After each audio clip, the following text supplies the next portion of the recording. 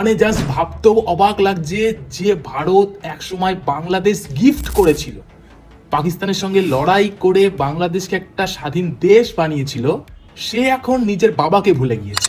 ভারতের যারা সেপারেটিস্ট আছে, বাংলাদেশে আমরা তাদেরকে আশ্রয় প্রশ্রয় দিয়ে যে সেভেন সিস্টার রয়েছে সেটাকে বাংলাদেশ থেকে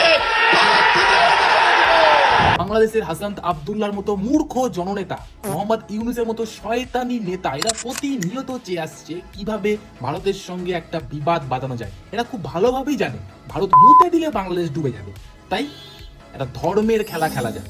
বেছে বেছে বাংলাদেশের মাইনরিটি হিন্দুদের ওপর অত্যাচার চালানো হলো। ওরা ভালোভাবেই জানে অলরেডি ইন্ডিয়াতে একটা হিন্দু মুসলিম ঠান্ডা লড়াই চলে, এটাকে কাজে লাগাই, তাহলেই সেভেন সিস্টার্স আমরা দখল করতে পারবো। প্রতিবেশী দেশ হিসেবে ভারতের উচিত এবার বাংলাদেশের বিরুদ্ধে কোনো কড়া পদক্ষেপ নেওয়া। 2026-এ ভোট আসছে, আমি ভেবেইছিলাম যে এই টাইমে পলিটিশিয়ানরা কোনো না কোনো গেম তো একটা খেলবেই, তাই 2026-এ দুনিয়া খাতাম হোক বা না হোক, পলিটিশিয়ান ঠিক নিজেদের খেলা খেলে নেবে এই ধর্মযুদ্ধ বাকি।